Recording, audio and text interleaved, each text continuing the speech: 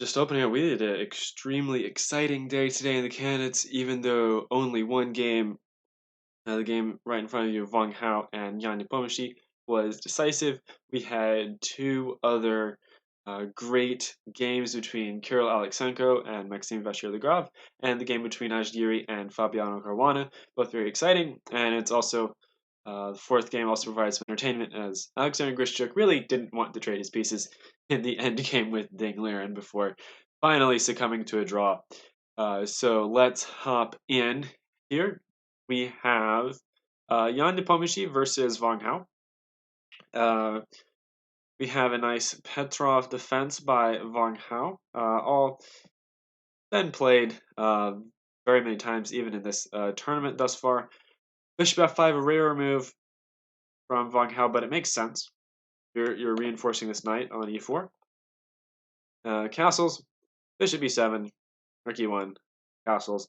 Still very known stuff. Knight b to d2, knight back to d6, knight f1, a little knight maneuver from Nepo, trades on d3, c6, bishop comes out to f4, knight a6, h4, and we have Nepo again with a novelty, and this seems to be offering the h-pawn, but not really. If Wang Hao grabs the h-pawn, Nepo would be more than happy and would snap up this knight on d6. So instead, Wang Hao plays knight to c7, moving his pieces around, knight to g5 from Nepo, and this feels like a cheapo targeting mate, but this does have something in mind.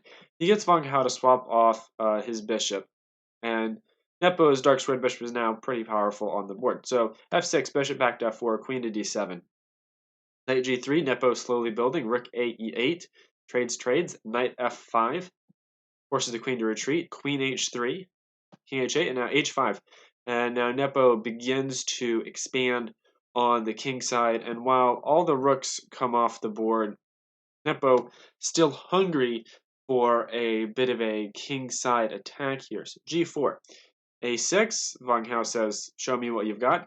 b3, queen e6, knight drops back to e3, and this is so that Nepo doesn't have to worry about continually defending it when he wants to push his pawns forward. So knight d6, h6. Capturing on h6 would hardly be ideal for black, since you need to come back, cover queen f8 mate. Likely be a much better version of what happened in the game. So g6 from Wang Hao, and now c4. Takes on c4, and I'm wary of taking this pawn on c4, because after takes, there's queen h2, and suddenly black's position is very awkward, because there's the threat of queen to b8 mate.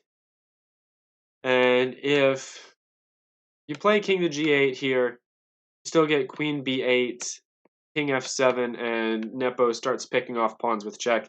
He'll eat on h7 next, and so this really is not a pawn sacrifice from Nepo because of this queen to h2 idea.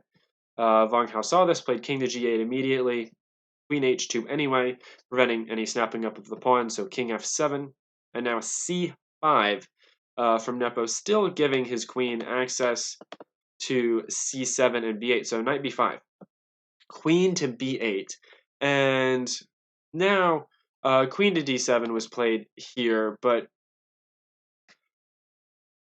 queen e7 is a blunder. Queen e7 was the preferred move. We'll look at the game continuation first, and then we'll show you why queen e7 was a better defense from Wang Hao. So queen to d7, queen h8, and now Wang Hao has problems. This pawn on h7 is very difficult to defend, so he defends it the only way he can, king e6. And now Nepo's exploiting the position of his king here with f4. And suddenly Wang Hao's king looks pretty insecure, and f5 is the coming threat. So he has to do something about it, so he grabs the pawn on d4 and queen to g8. King e7 here fails pretty simply to queen takes on h7, so you block with the queen. And what comes next from Nepo is a fairly typical device of repeating the position once so that he can get to time control faster and have more time. So that's what he does. Queen c8, queen d7, queen g8, queen f7. So now Nepo has repeated the position, but he is now also 2 moves closer to time control. So that's the reason for doing that maneuver from Nepo. Time control is at move 40 for those of you who don't know. So right now they're all 3 moves away. Queen to d8, and now you have problems. You're threatening queen to d6 mate, and you're also threatening this knight on d4. If Wang Hao tries to run knight b5, then a4 does the job. Queen to c8 check, queen d7 f5 has a nice little tactic that you will see later. Takes, king e7 and queen h8. And now this pawn really is indefensible, and Wang Hao will go down quite quickly. So Wang Hao picks the different defense, queen to d7, but this falls to f5 check again. Takes, f5. And problem is the king has to stay defending the queen for Wang Hao. So the only option here is knight captures on f5. But this allows a different tactic of queen captures d7, and now the king has to step away from defending the knight. King takes, knight takes f5, king e6, knight e3 was played, and then Wang Hao resigned the game because there really isn't anything for him to do here. He has 2 pawns for the piece, but it's not going to be enough in this case. None of Wang Hao's pawns are far enough advanced to worry Nepo at all, and he resigns here. So now, with that victory, Nepo takes the full lead in the tournament by a half a point, and Wang Hao falls back to a point down. So Nepo takes the lead, and now we get into some of the really, really exciting games from today. First, we are going to look at the game between Fabiano Caruana and Anish Yuri, which is a very, very exciting Slav. So let's check this out. d4, d5, c4, c6, the Slav defense. Knight f3 is the modern treatment. Your esteemed host plays c captures on d5, which is considerably more boring, but is fairly reliable for your esteemed host. Knight f6, e3, bishop to f5, fairly standard development point for this light squared bishop in the Slav. Knight to c3, e6, knight h4, bishop e4, f3 kicks the bishop back to g6, bishop to d2, bishop e7. Trades happen on g6, this has all been played. Queen to c2, knight b to d7, and this position has been reached once before by Constantine Lupulescu and Hu Zhangji last year, so I'm certain that both of these players know of that game and what happened there. So castles by Anish, and queen to c7 is the move in that Bu played in his game against Lupulescu, but here knight to b6 from Fabi, and this is the novelty as of move 11, so he goes after the c-pawn. Not a problem for Anish. c5, knight back. So I feel like this kind of raises into question, what was Fabi trying to achieve by moving this knight back and forth? First of all, he's giving himself a target to hit with b6. And with b6, he'll be able to open up the queen side where he'll be able to get at Anish's king. So king b1, queen to b8, and we can see that Fabi is doing exactly that. He is positioning his major pieces on the queen side, preparing to open lines and attack Anish's king. So h4. So you have really 2 options in these sort of situations if you're Anish. You can either sit back and wait and try to deaden the attack, or you can just say, I'm going to be faster than the other guy, and I'm going to mate his king first. So this is what Anish does here. h4, g5. Obviously, the pawn is untouchable because you lose the rook on h1. So instead, bishop to e1 from Anish, defending the pawn on h4. So g4. Another fairly standard technique in these kinds of race situations is you want to keep lines closed where your king will be. So that's what g4 does here. It prevents the h file from being opened and prevents the g file from being opened. So a very useful defensive move from Fabi. e4, so Anish conversely wants to open lines in the center and on the king side. So g captures on f3, b6, takes d5, takes b6. knight e2, and queen a7. And Fabi got what he wanted. He gets this open a file toward the king, and he'll have further breaks with c5 in the future. So while Anish wants to continue his own attack, he first has to defend with b3. And Fabi, knight to h5, trying to keep lines closed. The only problem is this makes his position a lot more awkward to play after knight to g3 from Anish, a great move. And g6, trades happen on h5. And now Anish is considerably better because he has more and better open lines toward Fabi's king. He has this nice e file that he can use. He has this nice g file that he might be able to use. He can post the bishop on d3, maybe post this bishop on g3. So f4, the break he wants is f5, opening even more lines. King f8 steps out of the open e file. Bishop to e2 forces the rook to retreat. Now bishop to d3, eyeing this juicy target on g6, and now c5. Fabi is going for his own side attack. So Anish plays bishop to c3 here, which is a mistake, but it wasn't really punished in the game. The more accurate move here is f5 from Anish, just going to full blast open the position. g5, keeping lines closed, looks to be best. Bishop to g3 connects the rooks, and so introduces a threat of taking on g5. c4, continuing with the attack, takes on h4, takes on d5 again. You cannot take on g3 because the rook hangs. Queens come off the board, bishop c2, rook a5, bishop b3, securing this extra pawn. And as a result of this f5 move, Anish has won a pawn and does have a slightly superior position. The pawn is passed, but it is also doubled on an open file that Fabi might be able to occupy. So this looks safely a little bit better for Anish, but he wanted a little bit more. So he goes bishop to c3. Knight f6 looks best here for Fabi, trying to maybe seal down some lines. But instead, c captures on d4, and this gives Anish what he wants. He's now got this nice open diagonal for both bishops heading toward the black king. Bishop f6, you have to do something about the rook, and trades happen on f6. A more accurate move would have been bishop to b5, which introduces slightly awkward tactics for Fabi. Captures.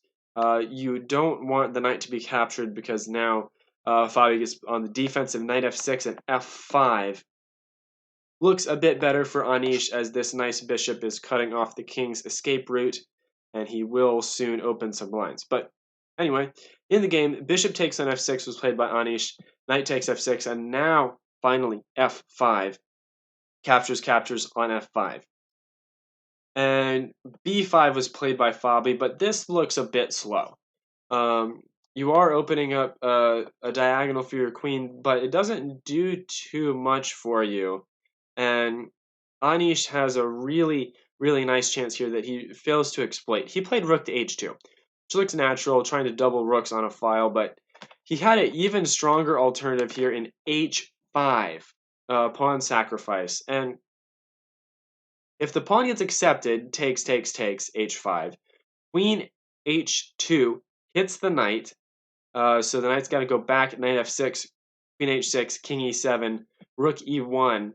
You have to block with the knight here. Queen to d2 is very strong for Anish because he's threatening simply to capture this pawn on d5, and he's also threatening to just snap off the knight and enjoy a nice, healthy attack against Fabi's king. So this looks much better for Anish, but in the game, he plays rook h2 and rook h5 was played by Fabi. Not best, but again, it's not really exploited by Anish. He plays rook e2, which looks like it makes sense. You're putting the rook on the e5, preparing to double. But rook to f2 was even stronger here. And now things get really, really complicated. If you grab the pawn on h4, Anish has this nice bishop to g6.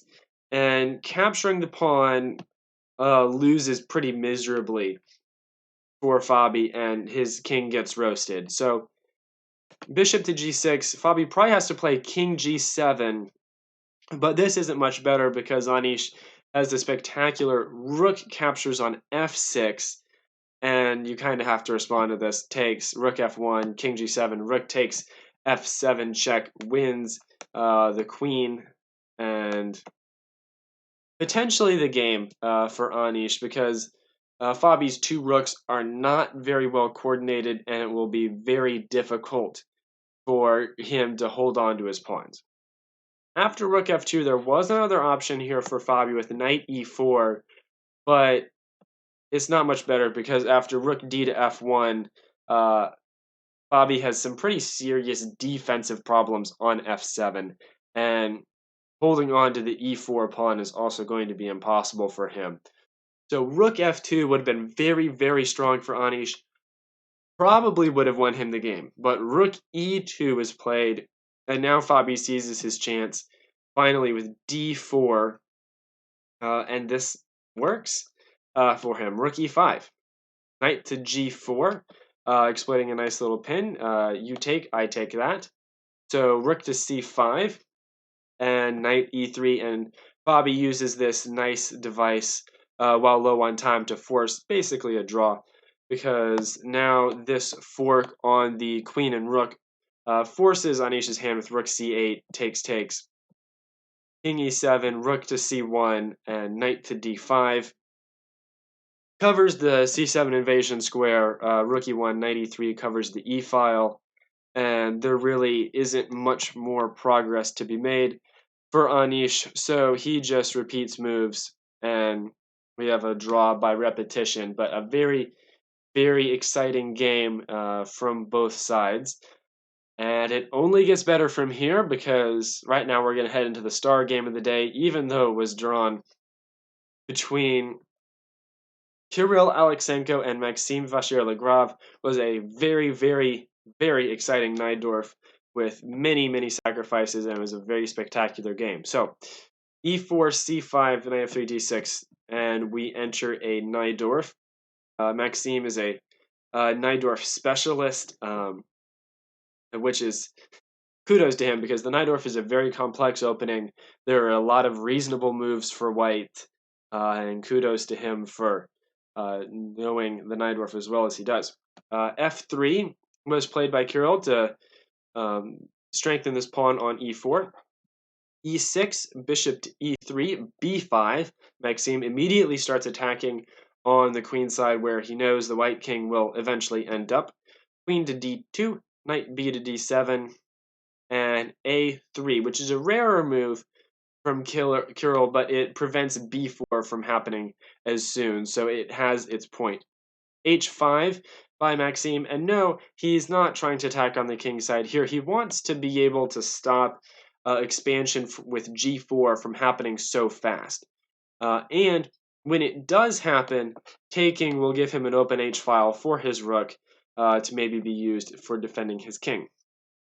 Castles was played here by Kirill, bishop b7 and king to b1.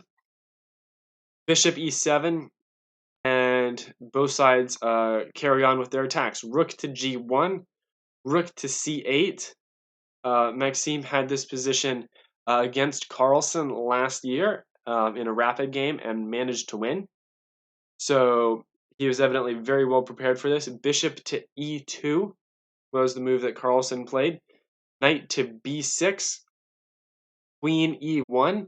The point behind playing queen e1 is you don't want knight to c4 to come with this fork, because both of the queen and the bishop are very valuable pieces for Kirill, so he plays queen to e1 to stop that trade from happening. Knight f to d7, and Maxime starts to reroute his pieces toward Kirill's king, and g4. This is still following the game Maxime played against Magnus. H captures on g4, rook captures on g4, and g6, which is a novelty from Maxime. But this brings the game to a very sudden climax of sacrifices here, as Kirill goes for it and plays rook captures on g6. And the immediate question here is, can the rook be captured? If Maxime can capture the rook and get away with it, he will have an easily winning game. The problem is, after f captures on g6, you have knight captures e6. And to save your queen, you have to play bishop h4. But the trades that follow help Kirill because he picks up his material back. Knight captures d8, bishop captures e1, knight captures on b7, and Maxime could play bishop captures on c3, but then you run into knight captures on d6. So rook captures on c3, knight takes d6. Now this does not come with a fork. King to g7, bishop to g5, king f8, takes on c3, and h4. And the result of all of this is Kirill has gotten his material back and is up 2 healthy pawns. So this would likely not be holdable for Maxime, especially with these very active 2 minor pieces that Kirill has. Kirill has the bishop pair and has a passed e-pawn. So this should be technically winning for Kirill. So Maxime does not back off and instead goes on the attack himself with rook captures on c3. And that is very impressive, something I would not have found. Queen captures on c3, runs into knight a4. And then Maxime will be able to capture on g6. So rook captures on c3. And Kirill just keeps on chucking. He goes knight captures on e6, raising the ante even higher. Now, 3 pieces are hanging. Can any of them be taken? Obviously, the rook cannot be taken because Maxime would lose his queen. But can the knight be taken? If f captures on e6, this loses to queen captures on c3, gains a tempo by attacking the rook, and you have rook captures on h2, rook captures on e6. Knight f8 tries to chase the rook away, but you get rook d captures on d6, and Maxime is just busted because you're almost forced to play knight captures on e6, but now you lose the queen, and the position can go downhill for Maxime because Kirill has the queen, and he also has a much better king position. He'll play queen e5 here, hits the rook, hits the knight, and Maxime will be busted. So it's impossible to capture either piece. So Maxime ups the fire with queen to c8, and Kirill's still not interested in capturing the rook on c3, so he goes knight to g7. Capturing the rook on c3 allows Kirill's rook to be captured with f captures on g6. And if we continue play here, queen to g1, knight e5, handy move, defends the pawn. Knight c7 check, queen captures, bishop captures on b6, gets the piece back, queen c6, f4 kicks the knight, knight f7, bishop d4, rook h6. And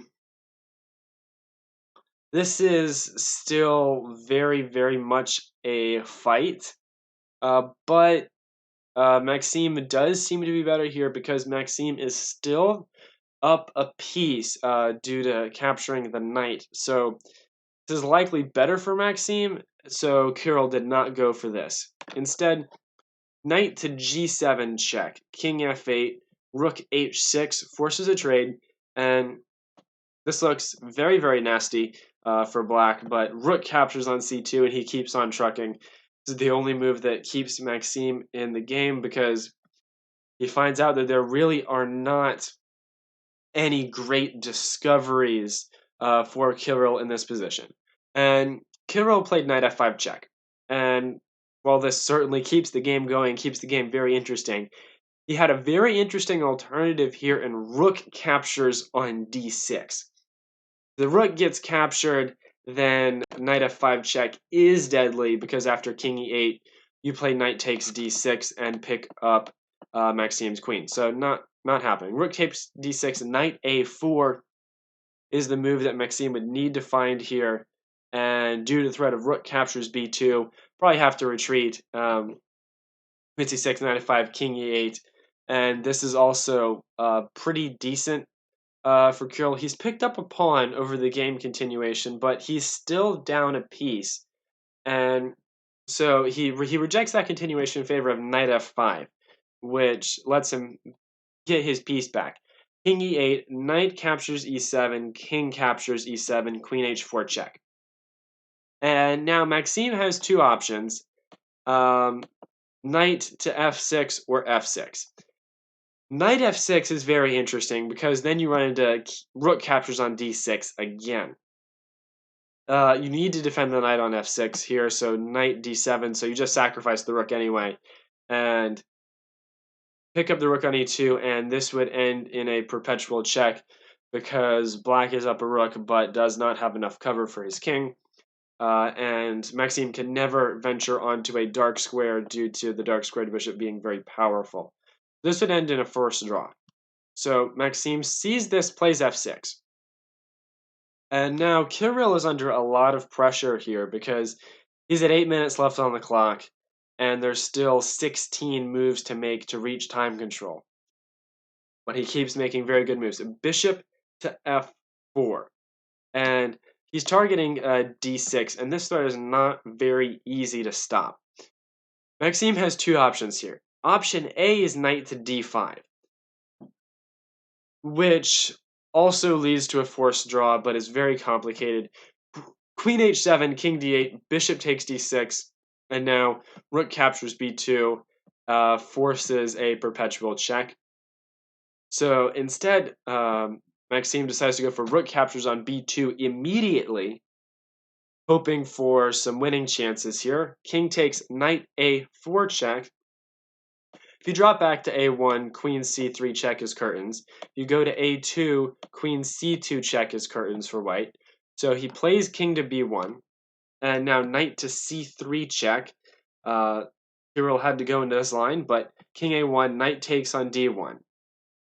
And now that Kirill is still has the opportunity to take back his sacrificed piece here and run, but decides that his chances in the end game aren't that great because Maxime's king will be very useful here in the ending if he takes on d1.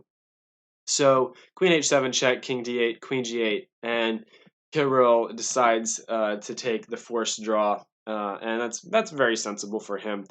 You're down a lot of time on the clock, and you aren't sure if the end game is winning for you, drawn, or losing, and you're playing a very talented opponent who is much higher rated than you. So probably a smart decision by Kirill to go and run with the draw, but a really, really exciting and spectacular game for both players.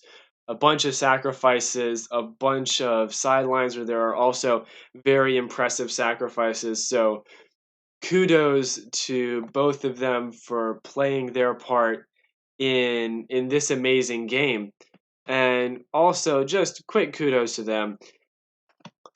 Despite this game being very, very, very complex and extremely complicated. Both sides could have gotten mated if they had made one mistake. Both sides had an average of 5 centi-pawn loss for the game, which is absolutely incredible.